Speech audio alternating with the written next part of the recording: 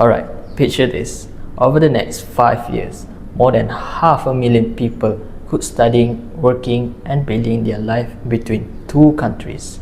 Not traveling for fun, not short exchange trip, but actually living and working across borders. That's a massive number.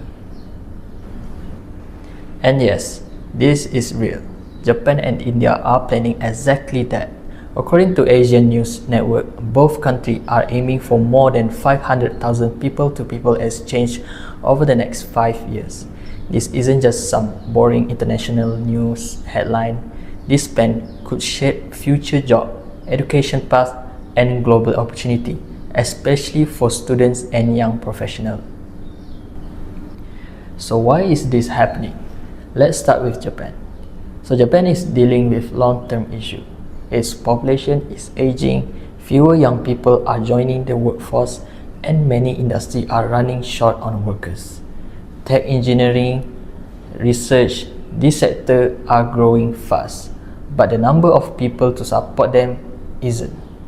Now look at India. Completely different story. India has the world's largest population, over 1.4 billion people, and every young workforce. It's also one of the fastest growing economies, with huge number of skilled professionals, especially in IT and technology. So when Japan needs talent, India has talent. The partnership just makes sense. That's why both governments are stepping in.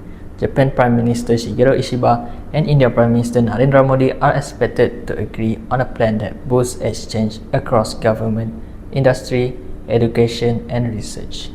So this isn't focused on just one area. It's about connecting people at every level. Here's the number that really stands out. Out of the 500,000 people, around 50,000 are expected to be highly skilled Indian professionals working in Japan. So these aren't random jobs. We're talking about engineers, IT, and experts with specialist knowledge. Basically, the kind of people Japan needs to keep its economy competitive in the long run.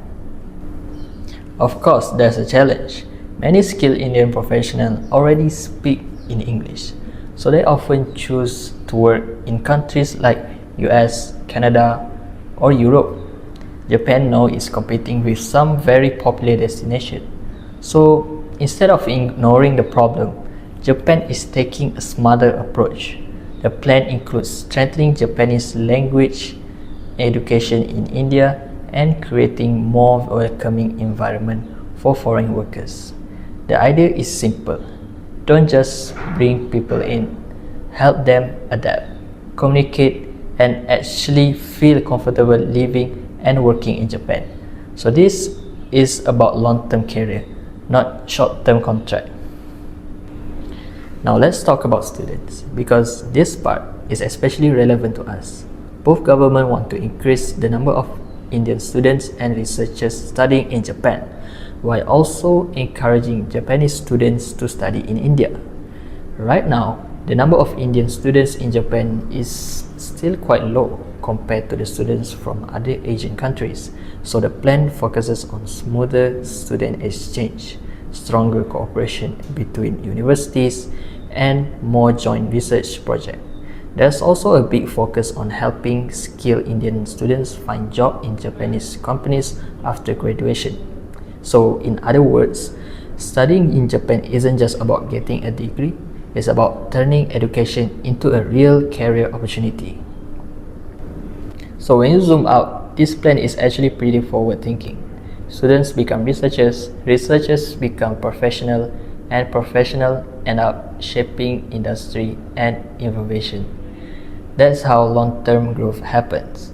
For students like us, this is a reminder that the future is global. Language skill, cultural understanding, and international experience are becoming just as important as exam result.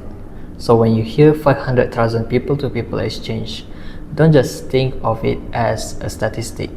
Think of it as opportunity, experience, and connection that could shape next generation, maybe even ours.